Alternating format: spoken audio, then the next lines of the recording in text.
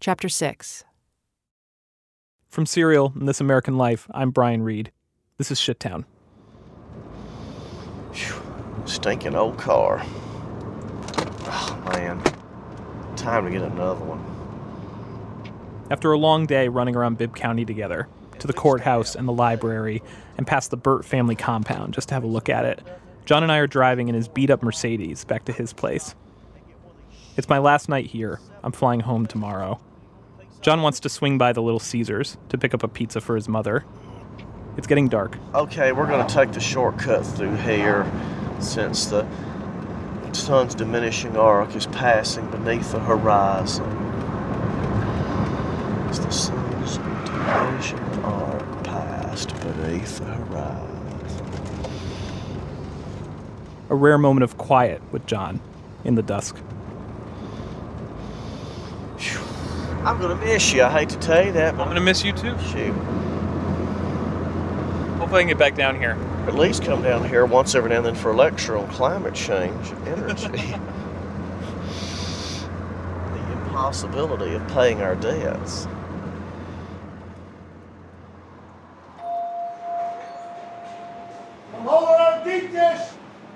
John grabs a pepperoni pizza from the Little Caesars to bring home to Mary Grace, and as we're climbing back into the car in the parking lot, a very minor confrontation occurs. A manager emerges from the pizza place and says to me, "Were you recording in my store?" I tell him, "Yeah, I was recording John." He says there's no recording allowed. "That's all right," I say. "We're leaving anyway." Sorry. That's it. The guy was fine to me. This was not a big deal. But as we drive away, John will not let it go. My store, oh, I love it. Oh, my store. That motherfucker, he doesn't own a pot to piss in or a window to sling it out. He probably lives over in South 40. South 40 Trailer Park, where Tyler lived at one point, across the street from John. He thinks he's a top dog. He runs the Little Caesars in Buttfucksville, Alabama, in my store. Is you recording anything in my store? Like, I am over this. But then John busts out this lovely word. He's probably a fag, too. They always overcompensate. You know, I've been on both sides of the fence, so I know the psychology of heterosexual and homosexual. That's probably the type that likes to overcompensate. They call themselves tops. You know, they shout down the bottom. That's usually how that type of relationship works. John talking like this, it did make me wonder. This is going to sound like a ridiculous question, but is there a gay scene down here? Oh my God, there's no telling how many closet cases are in this town. You turn that off and I'll tell you something. Okay. Hit the kill button for a second. This is one of the few times John ever asked me to turn my recorder off. What that usually means is that I wouldn't tell you what he said without getting his permission to describe it. But there are a few reasons I am going to give you an overview of what he told me in the car that day. First, since John died, 2 other people who knew him well have told me the same information on the record. Also, John was very clear that he did not believe in God or an afterlife, so John, in his own view, is worm dirt now, unaffected by this. And lastly, what John disclosed, and where it led me after he died, it helped me understand him so much more. And I think trying to understand another person is a worthwhile thing to do. So, what he told me was about a local man with whom he'd had a sexual relationship not all that long ago. I'm not going to say exactly who the man was, because that's the part John wanted secret. It wasn't the fact that he had been with men that he didn't want recorded, but that he had been with this particular guy. Because John had talked to me about this guy already multiple times, and told me that he was not a good person. The guy worked on John's yard over the years, and for a while they'd been close. After John committed suicide, I went to meet with the man. We did an interview on the record, but I'm not going to use the recording. He's friendly when I arrive, and open to talking. We sit, and periodically as we speak, his wife wanders by, and eavesdrops. He says his relationship with John was close, but a working one. John would pay him to do projects on the house and yard, which John did with lots of people. And the man says that over time, John became overly attached to him. John didn't like for the man to leave, or when he had other commitments. At a moment when his wife isn't around, I asked the guy if his and John's relationship was romantic, if it was sexual. I think that's what he wanted, the man says. I think he just wanted a partner. Not so much sex, I guess. I hope not.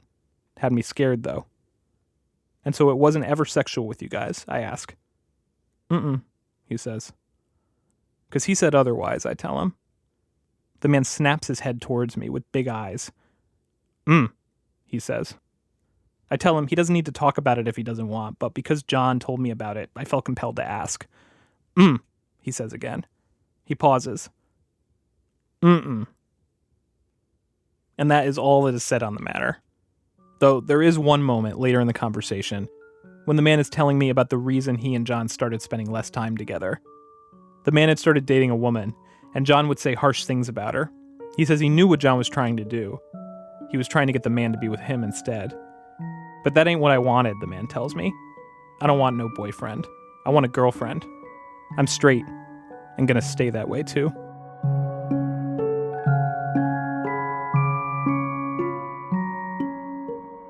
I left my visit with that man more than a year after John killed himself, feeling lots of things, but mostly feeling like, ugh, is that what passed for love in John's life? This guy, maybe, who has a wife and doesn't acknowledge their relationship and who John thinks is an asshole anyway?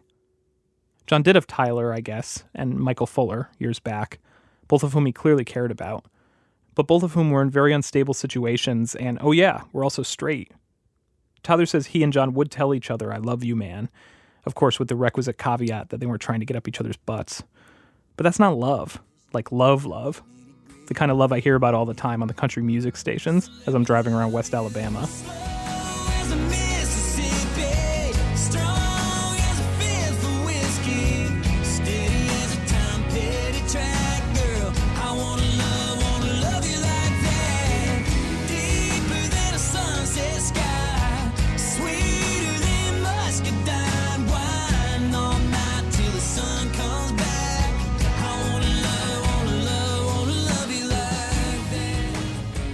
Did John ever have love in his life?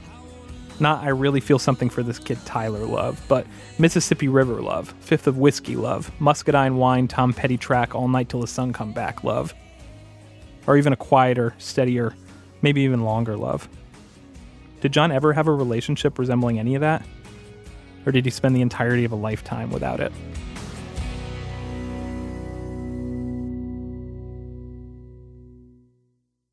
One night in October 2015, as I was getting married actually, an email showed up in my inbox. No, I was not checking my email during my wedding. I noticed it the following week. Hello, sir, it began. My name is Olin Long, and I was a friend of John B. McLemore for 12 years. I recently learned of his death. Olin Long. I'd never heard that name before, and it was not on John's contact list that he left behind after his suicide. Olin goes on to explain in his email that he had corresponded with a friend of John's who was on the list, whom I'd spoken to, and that man told Olin about me, that I was doing a story about John. Can you let me know when this segment will air, Olin writes? I would very much like to listen. Also, I need to know the radio station number, AM or FM. Thank you. I write back and tell Olin it's nice to hear from him, albeit under unfortunate circumstances. I've been talking to all sorts of friends of John's, I explain, learning about him. Would he be open to speaking to me sometime? He agrees. He tells me he lives in Birmingham, about 40 miles from John's place in Woodstock. He prefers not to meet at his house, so a few months later, I rent a motel room and set it up as a makeshift recording studio. Waiting in the lobby, I see a man walk in, peering around. He's fit, but not skinny, neatly dressed in a well-fitting red sweatshirt and jeans. It's Olin. We shake hands and head into the room. Welcome to the digs. The recording studio. Yeah. All right. Later, when we get to know each other, Olin will ask me how old I think he is, and I will guess John's age, about 50, maybe even younger. But he tells me he's about to turn 60. The years haven't shown in him the way they do in others. He sits with good posture, military posture, I learn, when I ask him to talk about himself so I can check the levels of the mic. Let me get a quick level on your voice. He was a linguist in the Air Force with top secret security clearance, specializing in German and Russian. What I did was just listen to Russian pilots talk and send it to the National Security Agency. These days, he's a registered nurse at a nearby hospital. I work in the surgical intensive care unit there. Oh, really? Yeah. Are you getting a good reading here? It sounds great. And All also right. I'm learning about you, which is helpful because I have no idea who you are. Oh, gosh. So we're rolling. How did you know John? I figure you must have met him. I begin to explain how John wrote to our radio show, how he and I spoke on the phone for months before I ever went down there. And before I can get into much more of the story, Olin takes over the conversation. He seems eager to talk. That's very similar. When I met John, we talked on the phone for 15 months, very regularly before we ever met in person. I'm going to tell you, we met on a singles line for men. The only good thing that came out of that singles line experience was a friendship with John. I met John on the line, and I called him back at the number, and within just a few minutes, I knew that I was talking to someone brilliant. I learned of John's death on the condolence website. I had not heard from John in probably a year, so I got curious. Olin doesn't tell me why he hadn't heard from John in a year. Maybe I'm getting ahead of myself, he says. And I knew something was wrong. One day, after all that time not speaking, Olin says he wondered about John and finally called him, but his phone number was disconnected, which Olin thought was strange because John's family had had that phone line since the 1960s. So during some downtime at work, he typed John B. McLemore obituary into Google, and there it was. And that's all I had to go on, because in all the years I knew John, we had no friends in common. I had no one who knew him, so there was no one I could call. Olin says in the more than 6 months since that happened, he's been grieving alone. He has one friend at work he's told about John. He's been writing about John in his journal, and one afternoon he visited his grave. And he corresponded with another commenter who left a message on the condolence website, who's the friend of John's who told Olin about me. It said, "Contact me," so I clicked. Olin and I will end up sitting in this motel room for 5 hours tonight, and more than 6 hours tomorrow, talking about John. He tells me that it feels exhilarating to finally talk about his relationship with John, to try to make sense of it now that John's gone, with someone else who knew him too. The singles line Olin and John met on was called Megaphone. This was in 2003, before online dating became ubiquitous. It was essentially Grindr for your landline. You'd dial into the service, listen to short messages people had recorded describing themselves. If you liked them, you'd beep them, as it was called. And then if they were intrigued, they could pay to be connected with you on the phone. That's what happened with Olin and John.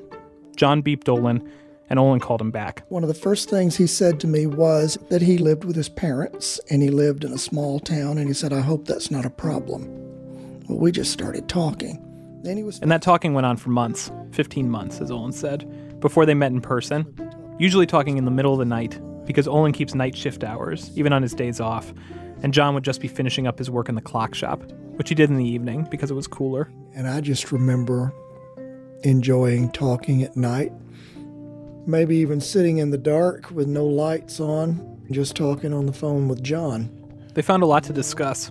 Books they were reading. Olin gravitated more to fiction, John to science.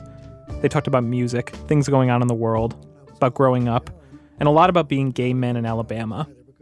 Olin didn't still live in his hometown like John, but was born and raised in Alabama too, and had lived much of his life there. I have to say, Olin has such a ridiculous recall for the details of these conversations. He could be John's official biographer, like what he remembers about John's father. But Tom McLemore had one eye that was straight and the other one was a little off-center. Who Olin recalls only from a photograph he saw hanging on John's wall. He never met the man. Or John's mother. Mary Grace's birthday is November the 29th or November the 30th, 1926. Who remembers that about their friend's mother? She got married in 1951. Oh yeah, of course. What about cousin Jimmy on John's father's side? Jimmy was born, and I'll never forget it, 4/4/44, April the 4th, 1944.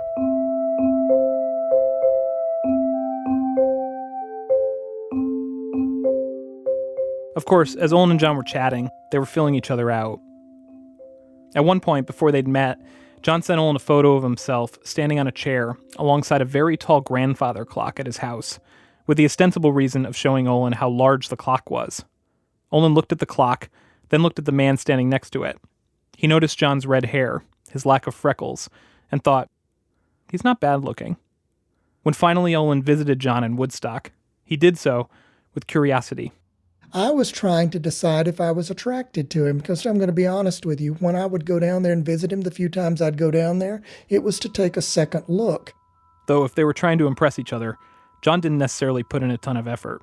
I mean, I went over there dressed like this one time, and he said, "I only dress that way to go talk to the lawyer."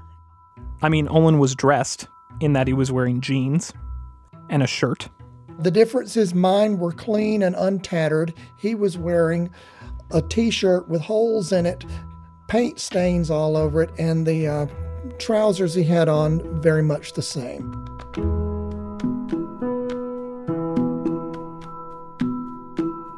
And then, of course, I was down there one evening in his bedroom, and he had a pile of handkerchiefs there in the floor, and I suspected they were used handkerchiefs. And surely enough, he had to blow his nose, and he went over there and he picked up a used, wadded up handkerchief and blew it, and then threw it back down there in the pile.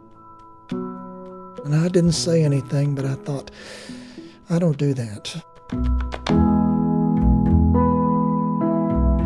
So that gave Olin pause. But still, night after night, he and John found themselves talking for hours on the phone. They were getting close. We got on well. He was somebody that there was intimacy there. And I'm going to tell you the definition of intimacy that was given to me by a counselor. Intimacy is the feeling that I can tell another person my thoughts and my behaviors without fear of judgment.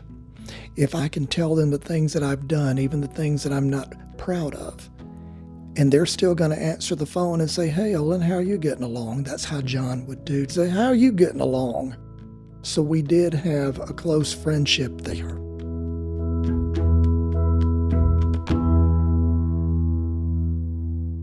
As Olin and John got to know each other, they did what you do, talk about past relationships. And there they had a lot in common. They'd both dealt with a lot of secrecy and repression.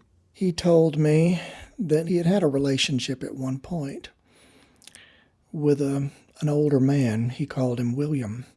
This was John's first relationship, according to Olin. He says John was probably 21 when he met this man he called William, which would have been in the late 80s. John told him it was a hot summer's day. And there was a road crew working on the highway right out there in front of John's house. And John said he went out there with some water, kind of like the water boy at a football game. And William was one of the guys out there working on that road crew. And as John said later, William said, "The first time I saw you, I knew you're hiding something, that you needed help."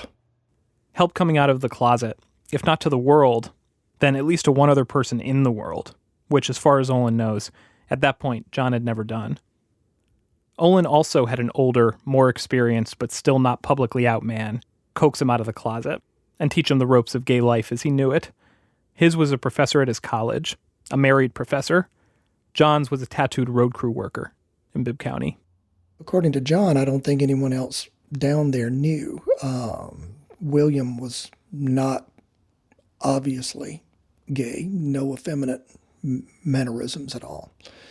I also know that he was not very literate. It was like a symbiotic relationship. He had something to offer to John, something to help John come out of his isolation. But at the same time, if he got letters in the mail that looked official and he couldn't read them well, John would interpret those things for him. John might write his checks for him.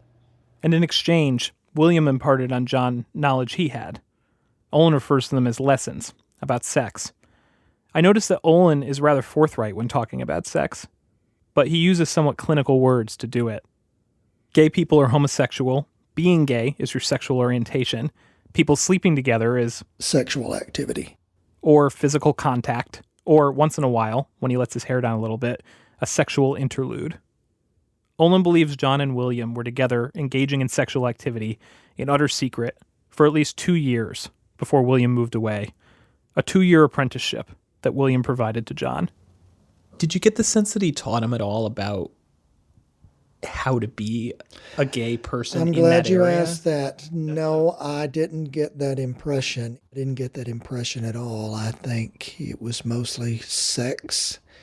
I don't know that there was any, how do we feel about each other, any discussion of the relationship.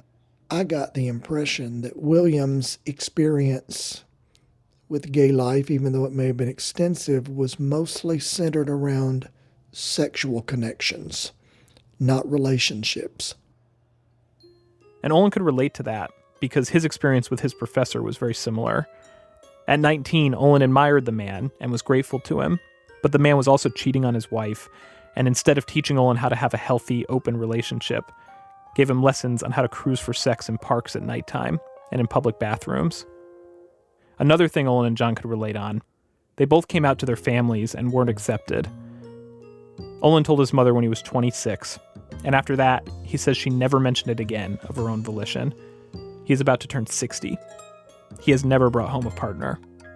Olin says when John tried to come out to his mother years ago, she simply left the room, and they never spoke of it again either.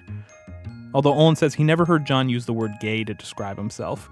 He always used queer, and told Olin he was, quote, only 60 to 70% that way. John and Olin both kept their sexuality hidden for much of their lives. John talked to Olin and to me about how you had to be very careful about that where he lived, and it seems there were only a handful of people in his life he was out to. Olin says John had a refrain he'd use to describe his life in Bibb County. You just learn to live without, he would say. Without sex, love, romance, support, companionship, the touch of another person, a partner. You learn to live without. I'll tell you, one of the similarities between me and John is that we can be celibate for long periods of time. And I'll just be honest with you. I didn't mean to get into all of this, but I don't mind telling you. It will soon be 6 years. And when they had tried to find a relationship, it had often been disappointing. By the time John and Olin met on the singles line, Megaphone, they were both pretty disillusioned with it. They'd each joined, naively, Olin now realizes, in the hopes of actually dating people, sitting down, getting to know someone, maybe, who knows, some romance. Living in Birmingham, Olin says at least he had places to go on a date, places where he could sit with another man in public and get a coffee or a drink. But John had nothing like that. There's not a single bar in all of Bibb County. And even if there was, it's hard to imagine two men feeling comfortable or safe going on a date there. So instead, according to Olin, John would invite guys from the line to his house, which seemed to set a certain expectation, or else he'd come up with some other rendezvous point in Bibb County. John told Olin about meeting a guy from the line in the parking lot of a Church of Christ near his house on a weekday afternoon. The guy called John once he was there, and John freshened up from doing work on the yard, changed his shirt. But John told Olin when he got to the church and saw the guy, he found him repulsive looking, a chain smoker with tobacco-stained teeth. The guy promptly made some lewd comments to John, and as John put it, the next thing he knew, the man had grabbed him and shoved his tongue down John's throat. So John pulled away and left and refused to swallow the whole ride home, terrified that he might catch some disease lurking in the guy's saliva, until he got into his bathroom and scrubbed his teeth frantically and gargled and took a bath. Another time, Olin says, at John's house. He had one guy come over, and John had invited him in, and they were in the kitchen. Now, of course, Mary Grace's bedroom is nearby, and so she's in her room asleep, and John asked the gentleman, would you like a glass of water? And he said sure. So he got him a glass of water, and as he was holding the glass under the faucet running the water, he felt someone come up behind him and start trying to pull his pants down. But John said he gently stopped that, and they ended up out on the porch, and the guy had to expend that sexual energy. So he masturbated on the front porch, and John said he masturbated into whatever that flower bush was there, and then he left. So much for romance.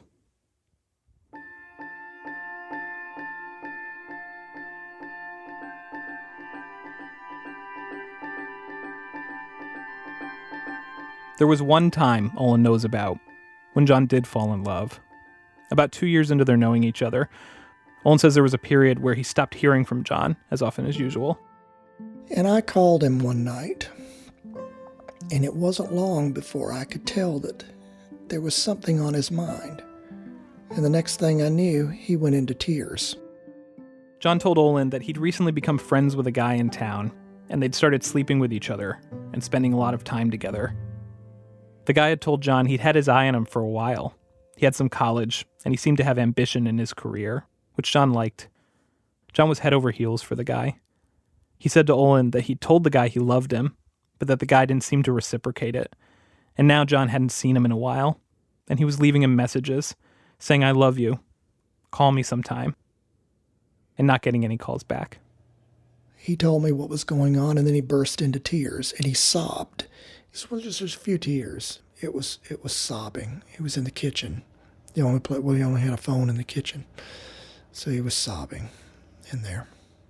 Had you ever seen him I cry? had never heard him cry. Never heard him. Mostly what I heard from John was humor, disgruntlement.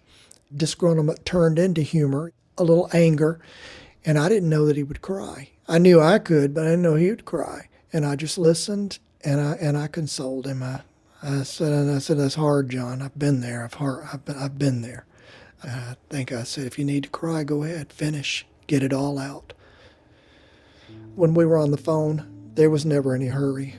There was never any hurry to get off. He was desperate. He said, "I'm desperate to have that kind of a relationship, a one-on-one partnership kind of relationship. I want it desperately." He only said that one time. And I heard the word desperate.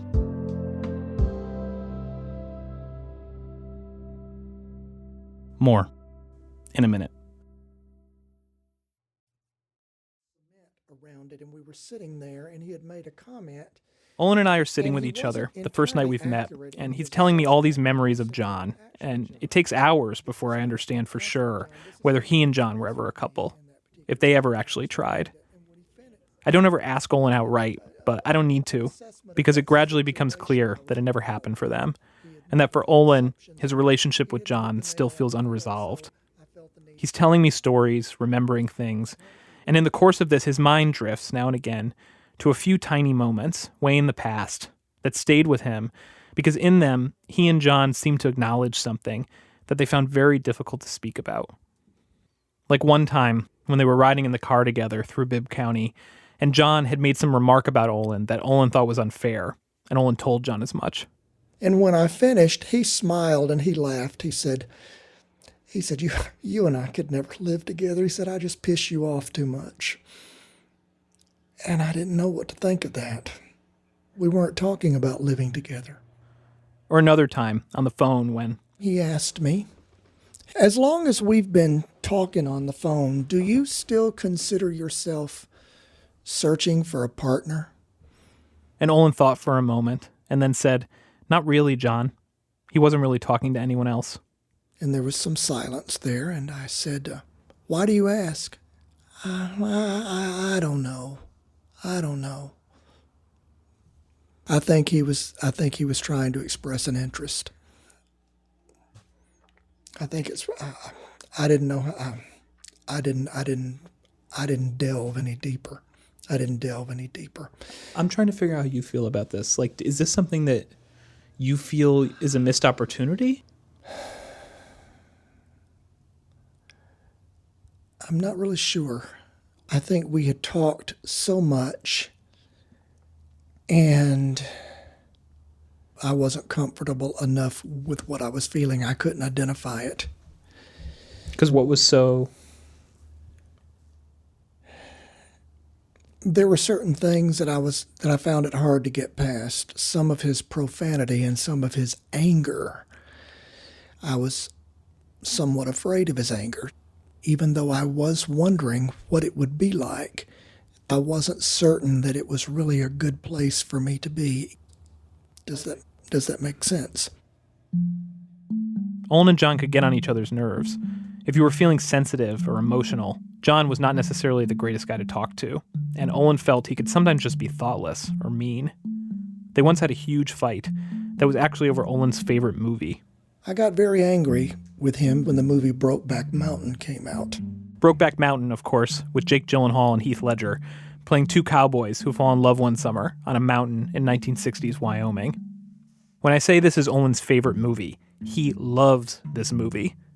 I've noticed during our conversation that a couple times Olin dates life events as being before or after this movie's release. It was 2005 because it would have been before Brokeback Mountain came out. And he knows a ton about it. The movie was filmed. They wrapped up shooting in August of 2004. It wasn't released until December of 2005, so we've got a year and a half of post-production. Olin, how many times have you seen this movie? I would venture to say probably 50 or more times. When it first came out, I couldn't get enough of it. I watched it about every day. This movie meant so much to Olin. His favorite part is the first 45 minutes, when the cowboys are falling in love, alone together on Brokeback Mountain, without the world there to judge or threaten or intrude. To see a love story about two men like that, it moved him. After he saw the movie the first time, he purchased a 52-inch TV, specifically so he could have a better repeat viewing experience in his home. He asked a local cinema to present a special screening of the film once it had left theaters. He devoured the short story the movie was based on and pored over all the behind-the-scenes features. And I got so excited about it, I got on the phone and I was telling John about it, about the movie, and he was listening, and he wasn't saying very much. And then he started talking and telling me I was making too big of an issue out of this. You're getting too much into it. And one thing I'd really dislike is when I get excited about something that I find important, and I'm trying to make a point and it gets discounted. So I got really irritated, so we got off the phone. I think I went outside. I know what I did. He went into his backyard and pounded the ground to let out his frustration with John. Olin saw parts of himself in both the movie's characters. Heath Ledger's character's fear of the world knowing he was gay, but also the way Jake Gyllenhaal's character could feel so hurt by that fear. And he really thought John would get a lot from it too. I wanted him to relate to that. I wanted him to relate to it, and he didn't at first. But then over time, we talked again, and I talked about it more, and I talked about it more. And then he began to be interested in hearing more of it. So I said, "What is your address?" John didn't have a TV or go to the movies, so Olin ordered him a copy of the original short story. I did. I ordered a copy and I had it sent to John. That was the second time I heard John cry, because he read it. He read Brokeback Mountain. He read about Jack Twist and Ennis Del Mar, their secret trysts after falling for each other on the mountain, with their wives and children at home, and how despite Jack's pleas to Ennis to just get a ranch with him and have a real relationship, never do that, because Ennis insists, "I'm stuck with what I got, caught in my own loop, can't get out of it." And who go on like that for years, Jack desperate to break out of the loop, and Ennis too afraid, until one day Ennis sends Jack a postcard, and it comes back with a stamp saying deceased. We were on the phone and he was crying about it. He had read it. And after that, he always referred to it as the grief manual. He said, "I took down the grief manual and read it again tonight."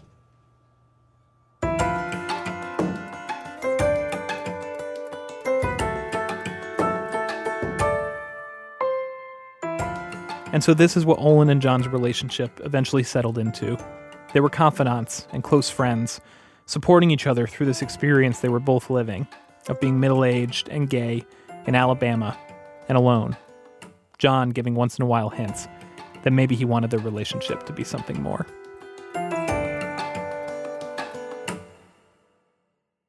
I want to ask you a question, if I may. Please. How did he take his life, and what were the circumstances?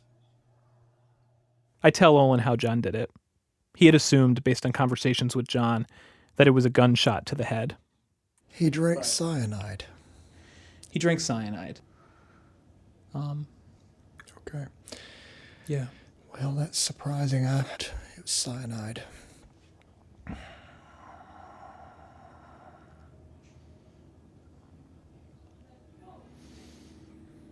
I'm sorry. No, that's all right. I'm sorry. That's all right. That's all right. I was thinking that, I need to know, and I'll work through this. This is poor John. John. Yeah. John.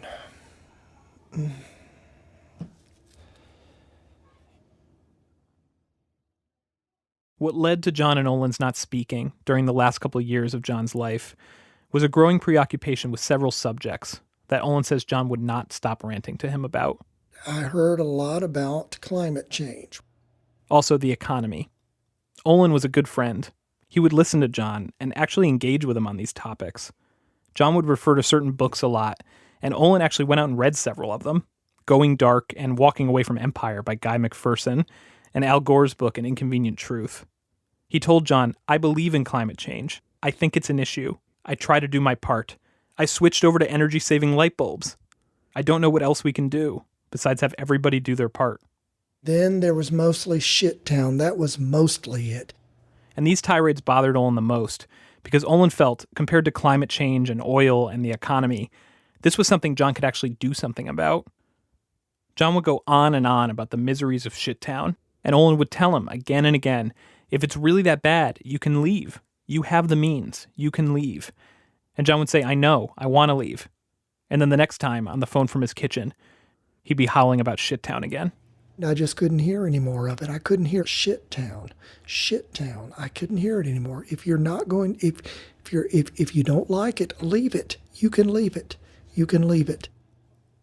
After one such conversation in September 2013, having heard it for the umpteenth time, Olin hung up the phone. And he sent me an email within a couple of days that was extremely profane. John had witnessed an incident at the Green Pond grocery near his house that had set him off. Olin thinks it had something to do with how a father had disciplined his young son there in public. But Olin says John also made some indirect jabs at things Olin had expressed in their previous conversation. It wasn't a humorous message, he says. It was angry, and Olin felt at the end of his rope. So he responded and wrote simply, "John, please don't send me any more of these profane emails." And John replied with another profane email back. It was not as scathing as the first one, but it sounded like an ending. Relationships, friendships come to an end. And I thought, well, maybe this one's run its course. So I took a few deep breaths and I thought, I'm going to send him one back, but mine's going to be honest. So I sent him an email back, a lengthy one. I told him everything that I had ever appreciated in him as a friend. I thanked him for being a friend, but I didn't put an end to it. I just said that. I said, but I just simply cannot hear any more of these complaints, particularly about Bibb County. So I sent it back to him, and this is the email I got back. It was much, much calmer. And he said this to me. He said, "I always got the impression that you thought that I was crude, vulgar, and beneath you.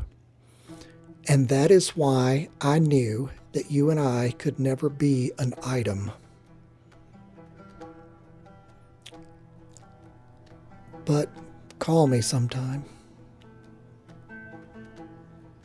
I never called him again.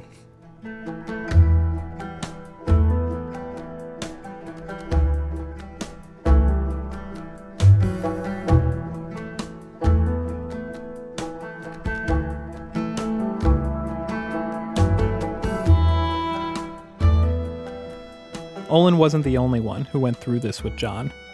What I learned, talking to lots of John's friends, is that while they say John had been a tormented person for as long as they knew him, climate change and the collapse of society and Shittown only became fixations for him in more recent years. One clock collector who'd been close friends with John for more than 2 decades, who lives in Alabama not far away, and used to spend entire nights hanging out with John as he worked in his shop, told me he got to the point where he just couldn't talk about climate change and the dissipation of cheap energy anymore. He said he realized that John's negativity was contagious, and he'd leave there feeling depressed himself, so he had to begin psyching himself up for their visits, reassuring himself that he wasn't going to come away in a gloomy mood, and that everything was okay. Until he just slowly started spending less time with John, going from talking to him 2 or 3 times a week, to once a week, to a couple times a month, to having not talked to John for several months before he died, and not having visited him in about a year. As best I can tell, this retreat by Olin and some of the other people who were close to John started happening in the last few years before he died, which also happens to be right around the time John wrote an email to a radio show saying John B. McLemore lives in Shittown, Alabama. It sounds like the John I knew was different than the one his friends had known for years. I got to know John, it seems, at the beginning of the end, just as he was driving some of the closest people in his life, like Olin, away, which ended up leaving him even more isolated there, in Shittown.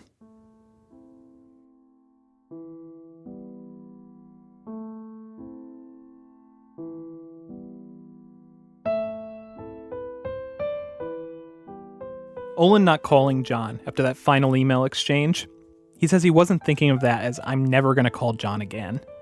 He just needed a break. And then, in the midst of that break, his time with John ran out. And now, he doesn't exactly regret that they never got together, but it's hard sometimes not to wonder what it would have been like if some days had gone differently. Like this one day, Olin says, about 10 years ago, during a short time when John was running a small nursery in Woodstock, and Olin had ordered some azaleas, and met John in the parking lot of a Birmingham doctor's office to pick them up, and sat with him there, in the front of his truck, talking, cracking jokes about the dating line they'd met on, the azaleas sitting in the sun, while John's mother had an appointment inside, John waiting for the doctor to call him in. And that may have been why he put on a clean navy blue shirt, which I thought really enhanced that red hair. And he was wearing a pair of pants. I don't know if they were made out of denim jean material, but they hugged the top of his thighs and such, and his belly. And I just remember I just wanted to lean over there and do some stuff. Because I'm sitting there in a truck with John B. McLemore outside a doctor's office picking up my azaleas, and I knew exactly what I wanted to do. I knew exactly what I wanted to do.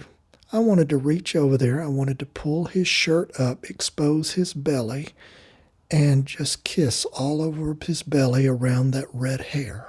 Just to that extent. And I wanted to do it slowly and sensuously. That's what I wanted to do. And see what he thought about it. He's doing nothing but sitting there under the steering wheel of an F-150 pickup truck. But it was just the whole aura. It was the hair, the skin, the intelligence, he was in a jolly mood that day. And yet, instead of doing anything, I kept those feelings to myself.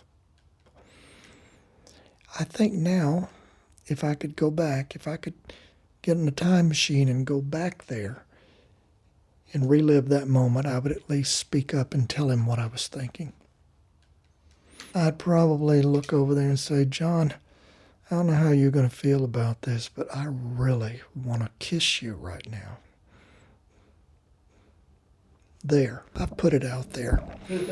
That's what I want.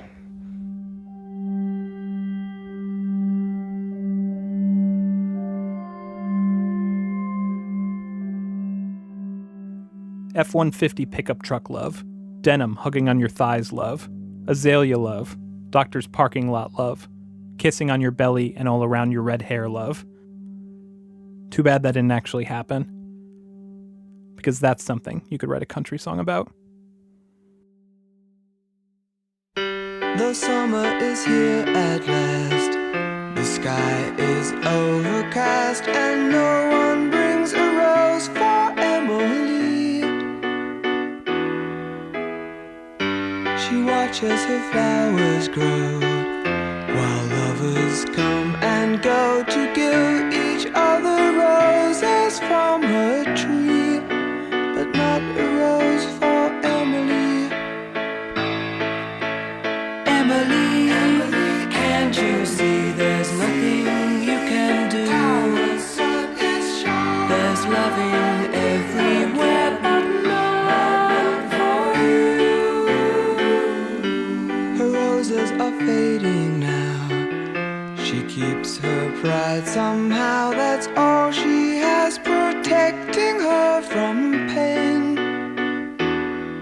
S-Town is produced by Julie Snyder and me, with editing from Ira Glass, Sarah Koenig, and Neil Drumming. Whitney Dangerfield is our digital editor. Starlee Kine is a story consultant. Fact-checking and research by Ben Phelan. Seth Lind is our director of operations. Lyra Smith mixes the show. Matt Tierney is our technical director. The S-Town staff includes Emily Condon, Elise Bergerson, Julie Whitaker, and Kimberly Henderson. Music for the show is composed by Daniel Hart, Trey Pollard, Elado Negro, and Matt McGinley. Music supervision by Damian Grafe. Our website, stownpodcast.org. Special thanks to Valerie Caesar, Anthony Roman, Ian Bjorkman, and Katie Fuchs and Kevin Broderick at the Lippin Group. S-Town is a production of Serial and This American Life. She has protecting her from pain.